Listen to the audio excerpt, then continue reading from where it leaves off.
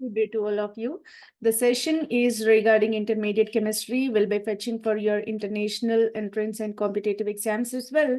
If you're aspiring for JEE Advanced or JEE Mains entrance examination conducted by National Testing Agency, their IIT and NIT admissions will be possible, and the NEET exam will be conducted for medical entrance all across India. Telangana and Andhra Pradesh government are conducting MCET examination for BTech entrance stream. In addition to this one, if you're aspiring any government organized job opportunities, their general studies common question paper will be available, and general science content is present in that. The session what we are conducting is very much helpful for your serious preparation. Let's enter into our today's session. The Nobel Prize in the Chemistry 2009 was awarded jointly to Venkatraman Ramakrishnan, Thomas A. Sage, and Ada E. Yonath for the studies for the structure and the function of the ribosome. Ribosome is the kind of genetic matter which is very substantial in regulating the entire characteristics of human being DNA and RNA. Deoxyribonucleic acid and ribonucleic acid are present, and all these are related with these genetic matter, and the ribosomes are present. They are the synthesis of these kind of molecules are possible, and all the entire genetic matter is related with this one, right? So the extensive study got carried by the scientists together, Venkatraman Ramakrishnan, Thomas A. Seitz, and Ada E. Yonath, for the studies of structure and the functions of the ribosome. And these are the three scientists who are accorded with the prestigious Nobel Prize World Recognition in the field of chemistry. Venkatraman Ramakrishnan contributed 1/3. Thomas E. Seeds, 1/3 contributed for Nobel Prize. Ada E. Yonath also contributed 1/3 of the Nobel Prize, right? So Royal Swedish Academy of Sciences is used to accord the Nobel Prize in the field of chemistry. And for the year 2009 is accorded for these three scientists. Let's see the brief info regarding these scientists who are most eminent in their respective field. Venkatraman Ramakrishnan, MRC Laboratory of Molecular Biology, Cambridge, United Kingdom. And we feel very proud about this. Venkatraman Ramakrishnan originated from India, so that he gave the pride to India. Thomas A. States, Yale University, New Haven, United States of America. Ada E. Yonath, Weizmann Institute of Science, Rehovot, Israel. These scientists contributed in the field of studies in the structure and functions of the ribosome, so that they are accorded with the Nobel Prize in the field of chemistry for the year 2009. Nobel Prize in the Chemistry 2009 awarded studies of one of the life support process, ribosome translation, right? Ribosomes are most core moieties where the scripting of DNA and RNA are possible, translation of DNA information into life. Okay, so the extensive about these ribosomes, how the process of translation of DNA information into the life is possible, that was made by these scientists. Ribosome produce proteins, which in turn control the chemistry in all living organisms, right? So whatever ribosomes have in our body, inherited, these are called inherited.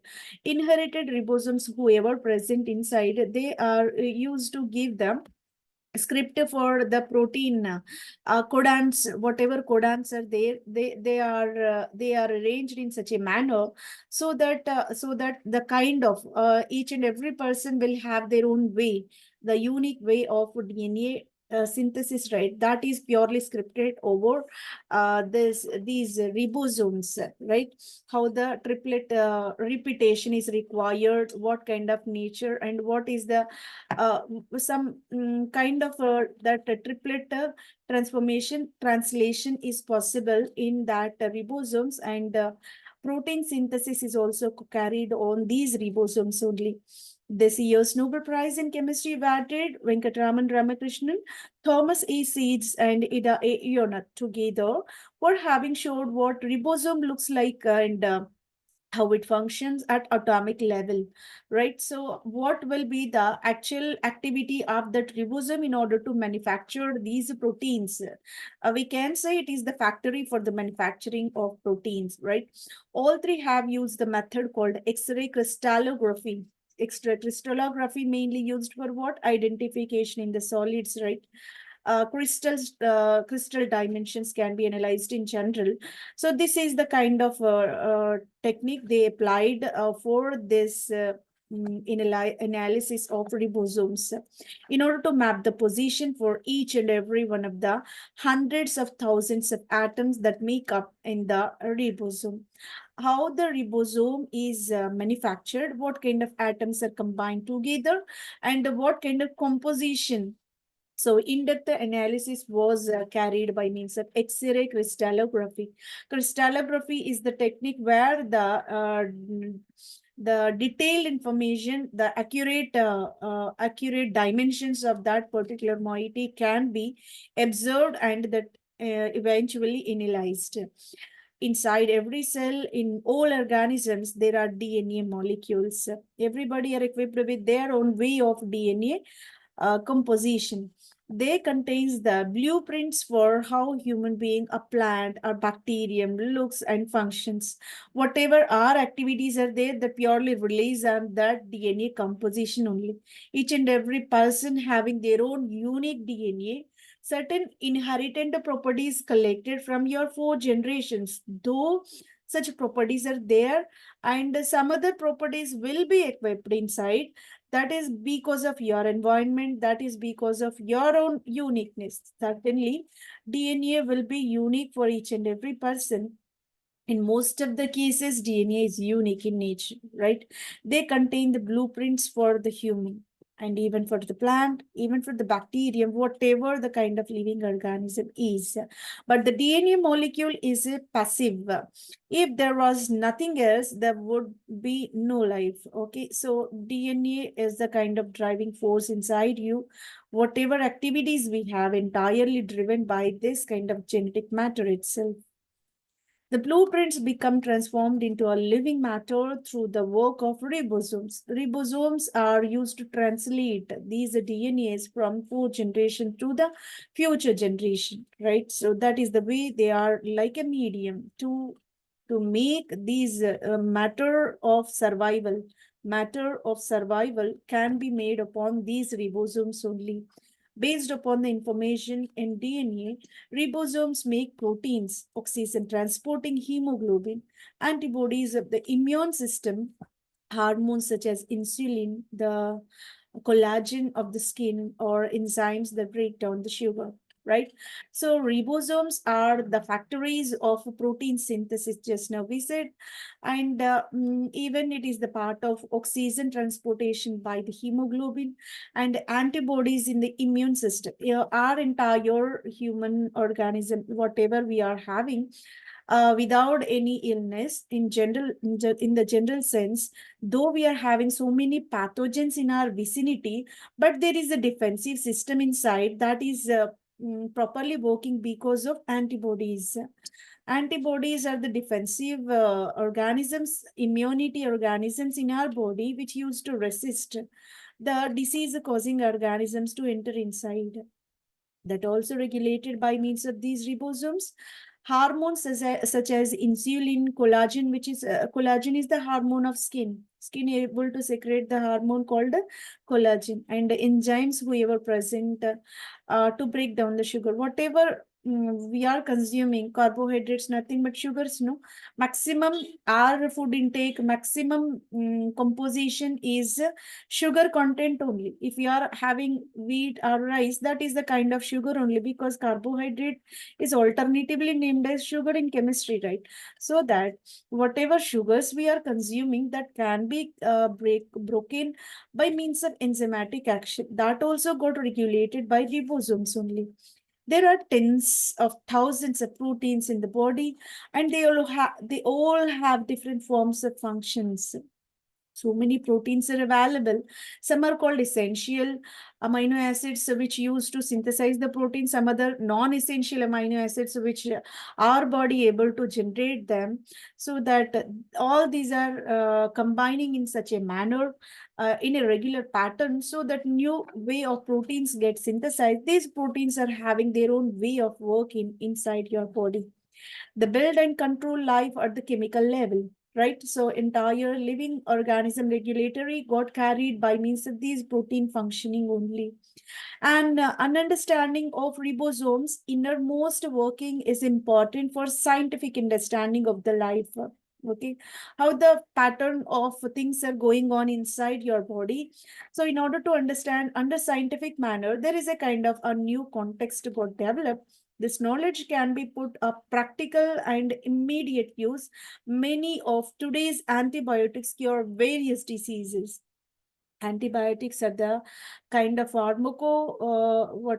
pharmacophores where they collected from the living things itself and used to kill any other living thing only. That is the way the antibiotic invention or introduction is the kind of a new milestone in the disease curation, right?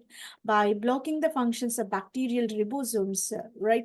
Purely ribosome kinases, that kind of new drugs, whatever new drugs we are introducing as antibiotics, they are having either ribosome suppressing activity, enzyme suppressing activity, protein suppressing activity. Then only that kind of organism got slowly got degraded and can be destroyed. This is the way antibiotic will work. So ribosome how effective in human organism, and that is also that extent effective in the bacteria in order to cause the diseases. So that antibiotics are working upon these ribosomes. That kind of whatever possible applications we have with ribosomes, and what kind of effects we are impacted. So all got what extensively studied by means of these scientists. Without functional ribosomes, bacteria cannot survive. So the main target. So in order to survive the bacteria, ribosome is most essential. So that whatever antibiotic we are working upon, so that will directly affects that ribosome functioning. If ribosome is not working, survival may not be possible. That is the way bacterial diseases get curated by means of antibiotics. This is the way ribosomes are such an important target for the new antibiotics, right? The CO3 laureates have all generated 3D models that show how different antibiotics bind to the ribosomes. In what way, whenever we are consuming these antibiotics in the proper dosage, how they are effective to reach the receptoric site wherever curation is required, and what pathogen is affecting in that ribosome, how it is working, it is binding with the ribosome, and what way it is destroying. That entire mechanism got displayed by means of three-dimensional models by these three scientists together. They got extensive study, which is 100% helpful for the life-related problems. These models are now used by scientists in order to develop new antibiotics, directly assessing saving of lives and decreasing humanity's suffering. So many kind of complicated diseases may be caused by highly toxic bacterial infections, right? So that a new way got introduced by means of these scientists together, so that it is the kind of medical adventure, we can say, medical adventure, which laureated with the Nobel Prize in the field of chemistry, right? By this, we entirely completed for the Nobel Prize in the field of chemistry for the year 2009. That is for the studies, structure and functions of ribosome. We got the extensive study regarding how they worked and what studies they made, right? So let's move on to another question, question number 2, which is collected from Cambridge Assessment International Education. Bacteria in the soil convert ammonia compounds into oxides of nitrogen. The oxides of nitrogen escape into the atmosphere, right? State one other source of oxide of nitrogen in the atmosphere. Oxides of nitrogen contribute to the photochemical smoke. Describe one in either adverse effect of oxide of nitrogen on the environment. These are these questions to be answered. Right. Everybody aware? Plant growth, or else if we are in the agricultural domain, for example, let's look the world in the agricultural context, where croplands can grow by means of essential nutrients. Nitrogen is most required nutrient for the cropland growth, so that a nitrogen can be naturally fixed by some bacteria. For example, in case of pulses, right? Ribosome is the bacteria which able to fix the atmosphere. Though we are having the excessive quantity around 70% of nitrogen in the air, that nitrogen is not susceptible for the direct consumption for the plant material. They can't utilize directly. Rather, it required in the form of nitrates. Molecular nitrogen is available in our atmosphere, but that nitrogen is not in the suitable intake form. That's the reason why some bacterial action is required. Naturally occurring ribosomes, such bacteria is able to convert nitrogen into nitrates, right? So that those nitrates are the convenient form for the absorption by the plant material, so that they're able to synthesize their own way of food.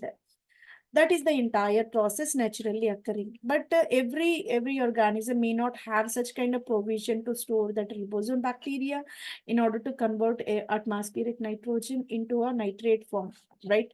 So the question is that is about what the conversion of nitrogen into nitrates, which is usable for the plant materials, that is different. The question is bacteria in the soil.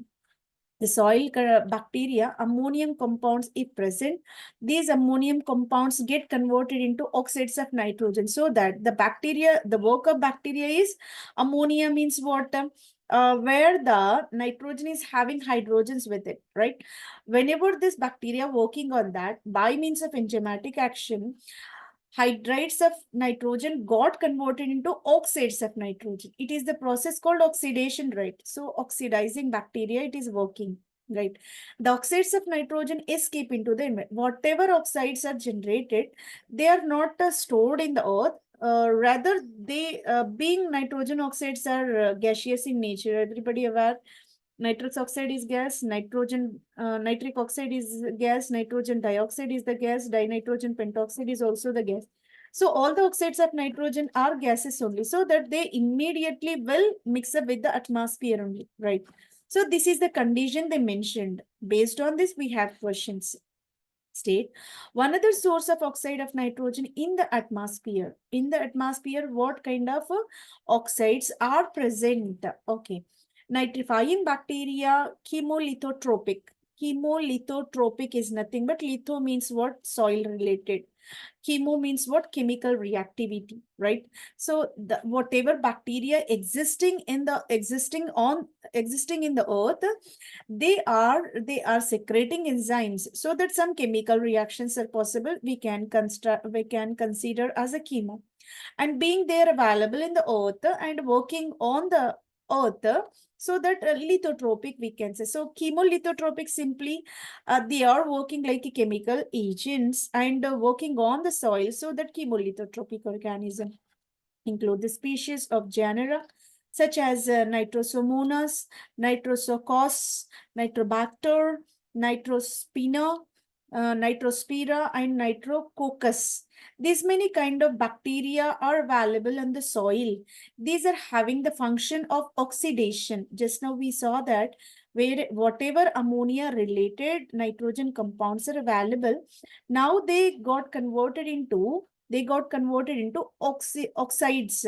Nitrogen oxides will be generated. Hence, we can say ammonia oxidizing bacteria or nitrite oxidizing bacteria, right? So eventually the nitrogen got converted into oxide form. Many species of nitrifying bacteria have a complex internal membranes, and they used to form the process of generating nitrogen oxides is called nitrification, and these are the kind of enzymes secreted by them so that they able to convert ammonia related compounds into oxides of nitrogen. This is called what? Nitrifying bacteria. Okay, natural sources. Here, they're asking for what are the examples which are generally occurring with the oxides of nitrogens. So this is a kind of compound called a nitric oxide. Nitric oxide is designated as NO, nitrogen with one oxygen, right? That is called a nitric oxide, is produced during the thunderbolts, thunderstorms. When comes a nitric oxide will be generated, and that lightning strike will be there. So that is a kind of natural phenomenon. Whenever raining is there, precipitation of rain is there, that time you can notice this.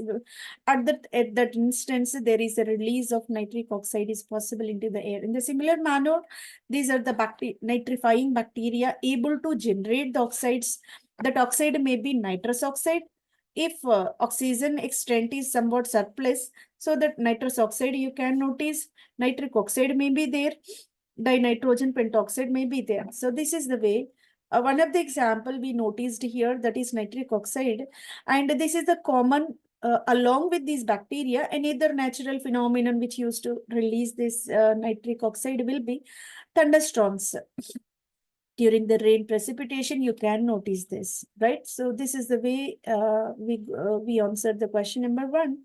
Oxides of nitrogen contribute to the photochemical smoke. This is the kind of adverse impact by the oxides of nitrogen. Nitrogen oxides and sulfur oxides, if released in the excessive quantity into the air, that causes air pollution. Everybody aware. In that air pollution, one of the common effect will be photochemical smoke. With this, we have in either one, we have to go for that in either adverse effect related with that formation of acid rains. If our atmosphere is having higher concentration of oxides of nitrogen, so that they get mixed up with the rain, whenever rain precipitation is possible, eventually converted into the nitric acid. Nitric acid used to increase the acidity of the rainwater and decrease the pH. Whenever water is becoming acidic, so that the acidified water, acid rain is possible. Acid rain is no way suitable for drinking, and even for the survival of aquatic species, and even monuments erected, and industrial consumption. Wherever we are having applications for the water, everywhere that acidified water during this acid rain, that can't be utilized directly, so that it is a kind of adverse impact on the environment, we can say. So photochemical smoke, which we directly gone through this, and neither is about acid rain.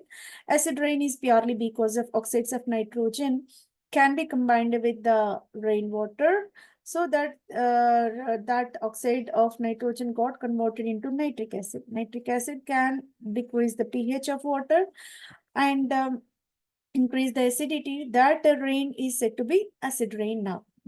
This is the way we got answered all the questions whichever poised over question number 2, right? Move on to question number 3. Question number 3 is collected from 2016 JEE Advanced. Paper 1 question it is. Okay, it is the question belongs to the organic chemistry. Reagents which can be used to bring about the following transformation, right?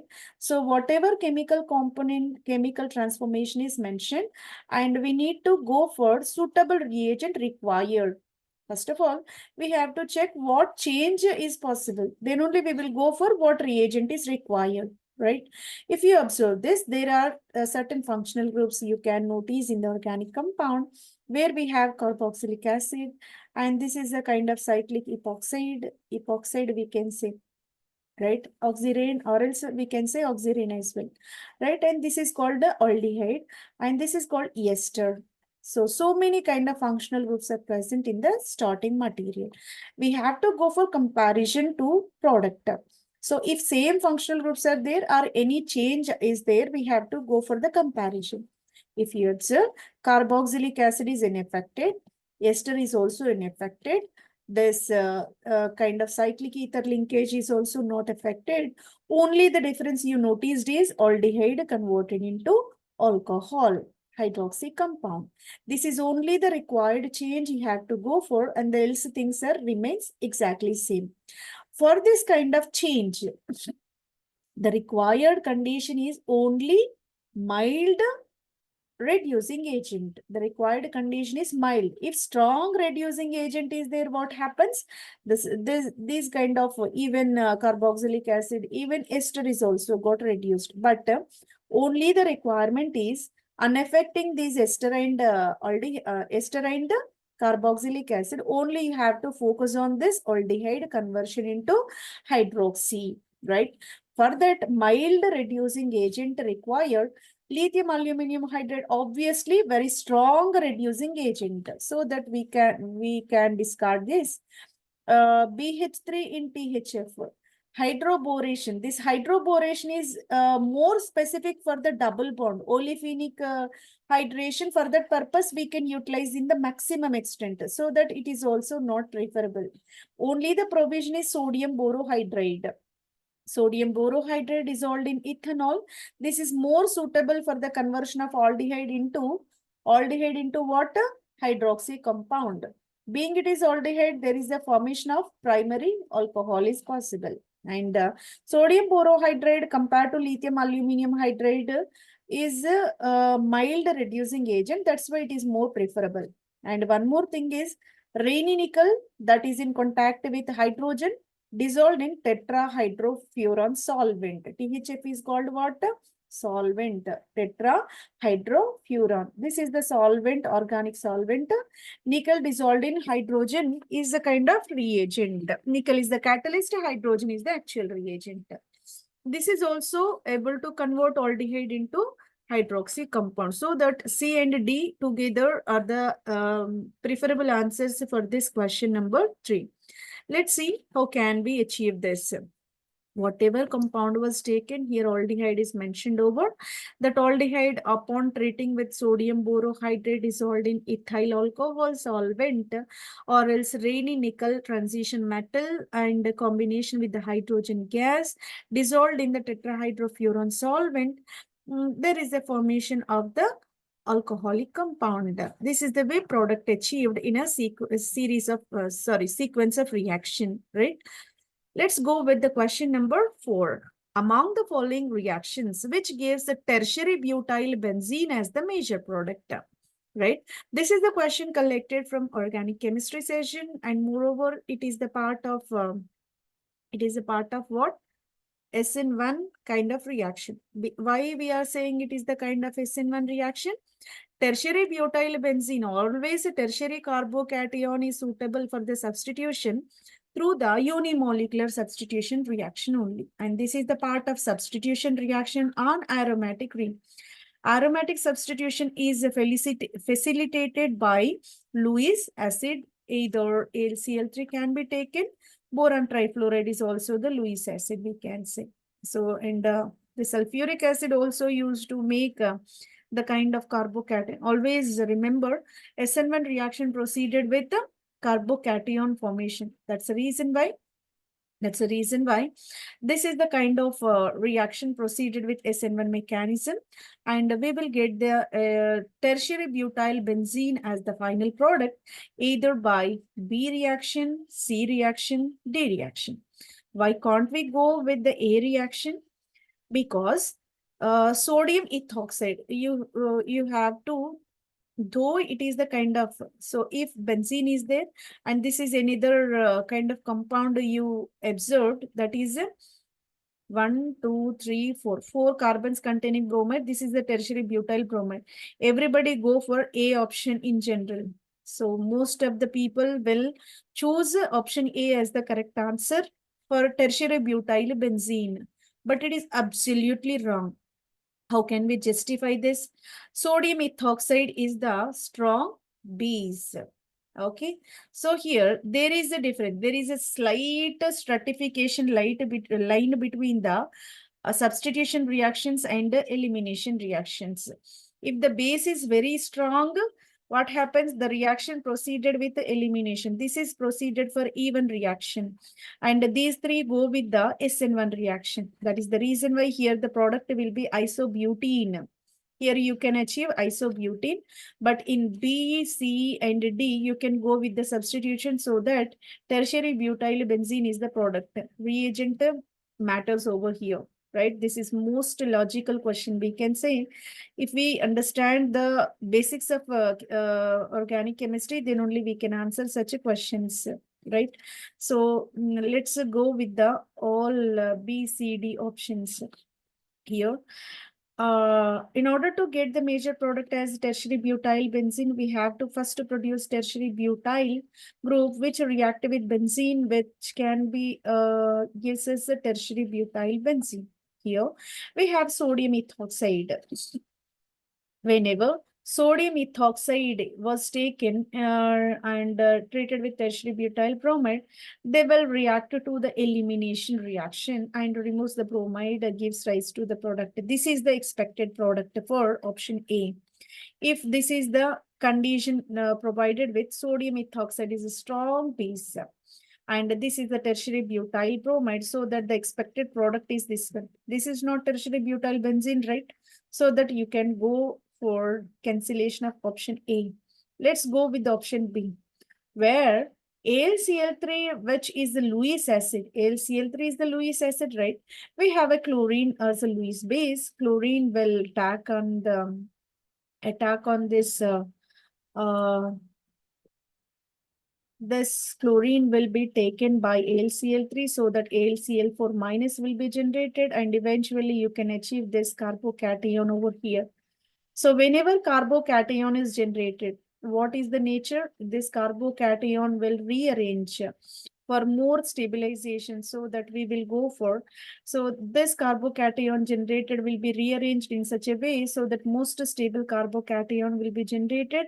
This further suitable for the electrophilic substitution on the benzene ring and eventually the product is expected to be tertiary butyl benzene with this option B. Go with the option C. Whenever option C is there, option C, we have a double bond over here, sulfuric acid. Sulfuric acid, what it will do? Sulfuric acid is the protonating agent because it is a strong acid, right? So that it will release one of the H plus. Whenever H plus is released by the sulfuric acid, so one of the carbon is attached with hydrogen. When hydrogen is attached, only the possibility is generation of carbocation. So that the carbocation generated is suitable for the substitution on this benzene ring. Whenever electrophile is there, benzene obviously is a pi electron rich system, so that it will go for the substitution with that. So finally, tertiary butyl benzene will be achieved. Let's go with the option number D. Option number D, where boron trifluoride. So already we are aware boron trifluoride is also the part of what? Lewis acid. Whenever this Lewis acid is there, again it will go with the acceptance of hydroxide. Hydroxide was taken because hydroxide is negatively charged, right? So that it will be immediately taken by BF3 molecule and it will originate the positive charge over here. Whenever positive charge is generated in option D, here you can notice the positive charge. Again, it will go for the rearrangement within the molecule itself, just like this. This molecule, carbocation rearranges to give the intermediate of high stabilization. Tertiary carbocation is more stable, so that you can go for the, again, tertiary butyl benzene as the product in option D as well. This is the way B, C, and D are able to give the final product or tertiary butyl benzene. For question number 4, B, C, D are correct answers. Let's move on to question number 5. Question number 5 collected from inorganic chemistry, and in specific, we will go with what? S block elements only. The topic purely confined for the S block elements only. You can observe here lithium is there, beryllium is there, magnesium is there. All these are the S block elements only. Fine. The correct statement among the following are beryllium hydride and the magnesium hydride are polymeric in nature. Absolutely correct, because beryllium and magnesium, being electron deficient in nature, they are able to form extended chain molecules called a polymeric chain, and they are linear in nature. 180 bond angle is accorded for them. Lithium hydride is unreactive to oxygen at moderate temperature. Lithium hydride is not that reactive towards oxygen present in the air, so that at a normal temperature, lithium hydride will not react with air oxygen, right? So this is also correct. Beryllium hydride, magnesium hydride possess a significant covalent character. Okay, so covalent character is described by certain regulations called Fasan rules. So we have to apply Fasan rules and we will check whether these molecules are covalent or not. So we will discuss in detail. Another, stability of alkyl halides follows the order. Alkyl Alkali halides, not alkyl, sorry. Alkali hydrates follows the order. Stability of alkali halides follows the order. Cesium hydrate is more stable. Rubidium hydrate, potassium hydrate, sodium hydrate, lithium hydrate, they are saying. But reverse is the correct order for these alkali hydrates, right? So reverse is the correct order. Lithium hydride will be the more stable one. More stable one, being the smaller atoms having high strength of interaction, so that there is a kind of high stability for these molecules, right? So let's go with the option A first. Why? Why these polymeric hydrates are given by beryllium and magnesium? Large number of beryllium magnesium hydride units are joined with the hydrogen bonding. Here you can clearly notice hydrogen bonding is accorded between them, so that they are able to form such a kind of polymeric hydrates. Polymeric hydrates are possible for these molecules, right? Being these are tiny molecules, they are able to form a long length of polymeric hydrates. Yes. And another question they asked for, why lithium hydride is not reacting towards oxygen? That is because of its high lattice energy. Lattice energy is directly proportional to the small size. Smaller the size, higher the lattice energy. Small size molecules are having higher lattice energy. Higher the lattice energy, higher will be the stability, lesser will be the reactivity. That is the way lattice energy plays a role over here, and oxygen towards the oxygen reactivity is not there. Only in these S block elements, only two are able to form nitrides with the air reaction with air. Only two elements are able to form nitrates.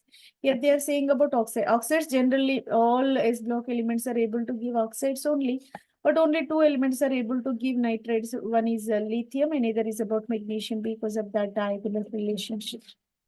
Fine. Lithium hydride is not reactive towards oxygen. That is purely because of high lattice energy. Lattice energy purely depends upon the size. Smaller the size, higher the lattice energy. Higher the lattice energy, higher the stability. That is the way here the reason is explained behind this and reactivity. Fine. And next is about magnesium and beryllium are small, relatively high charged. So why these are, this is the kind of explanation regarding beryllium hydride and magnesium hydrides are covalent in nature. Why? Because whenever any group is taken into the consideration, as we are descending from top to bottom, what happens? Size gradually increases. Topmost elements are tiny, smaller in nature. As we are descending, a more number of shells will be added, size will be expanded. That is a common phenomenon in each and every group. In that condition, Fasan rule applied for covalent nature, right? According to the Fasan, smaller the cation, larger the anion, greater the covalent nature, right? So that smaller cation is applicable for beryllium and magnesium as well. That's the reason why beryllium, magnesium, being these are smaller, able to form the smaller cations and give the covalent nature in the maximum extent to bind up with the H minus ions. That's the reason why. That's the reason why covalent nature is accorded for them. As we are descending, size is expanding. As the size expanding, electrons are becoming more free. and they are loosely bounded so that the ionic nature are imparted for remaining all the hydrates. If you go for calcium, strontium, barium, and radium, where the hydrates are having ionic nature, right? But beryllium and magnesium hydrates are said to be covalent in nature, that purely based on the Fazan's rule. According to Fazan, smaller the cation, greater the covalent character of the hydrates. So the option C also perfectly justified. And in order to go for the stability of alkali hydrates, just now we explained their stability. Stability of alkali hydrates or any metal hydrate purely depends upon their lattice energy. Higher the lattice energy, higher the stability. Higher the lattice energy will be there, smaller the size when present. That will be given for lithium hydride so that it is more stable, so that we have to change the entire direction of stability. Lithium hydride is more stable, next is sodium, next is potassium, rubidium, and cesium hydrate is the least one. So A, B, C are the correct answers regarding question number 5. Let's go with another question, last question of the session. The correct order of melting points of the following salts: lithium chloride, lithium fluoride, lithium iodide. These are the kind of water salts. All these are the metal and non-metal combination always, sorry, acid and base always gives rise to the salt. Acid and base gives rise to the salt, right? So here, lithium chloride, lithium fluoride, lithium iodide are the kind of salts, so that we have to compare their melting point values. The exact answer is lithium fluoride is of higher and chloride iodide will be there. The right option will be 2 for question number 6. Let's see how can we answer this. For same alkali metal, lattice energy decreases as the size of halide ion increases. Again, lattice energy plays a role for lithium, stability of alkali hydrates. There we explained with that in the same manner. Being lithium is the same metal, right? So we have to go for the comparison of halides. Their lattice energy matters over. Being lithium, fluoride is a smaller in nature, smaller in the size, higher the lattice energy, and next level chlorine, next level bromine, next level iodine. This is the way you can go for the order. So here higher is accorded for fluoride, and the fluoride iodide will be given. So again, lattice energy is the justifiable factor for this higher stability. Higher the lattice energy, exceptionally higher will be the stability. Right. So by this, we entirely completed the session, and we gone through the various repeated questions which are very essential for the preparation towards your examination. What is your goal that you can crack if you're following all the series of sessions which are posted on World of Competitive Chemistry, so that it is possible to achieve whatever you're preparing for, being it is a kind of more extensive study regarding intermediate chemistry, and examination point of view sessions will be conducted, so that I will give the surety for success if you're following the regular basis. So that I'm sincerely requesting to like the channel, comment. In order to comment, we have a question for this one. Here, the question for the session is, what are the entire Fazan rules? Some bullet points will be there. You can post on this comment box for the session regarding that Fazan's rules, which plays a role for nature of the covalent bond, right? Around 4 points will be there. You can collect all the 4 points and post in this comment box related with the Fazan rules, and share with the aspirants who are more serious about the examination. Subscribe the channel so that we will go for new content in the near future. Definitely we will move on with the most valuable information on this channel, so that you can subscribe the channel. Thank you very much for your patient listening.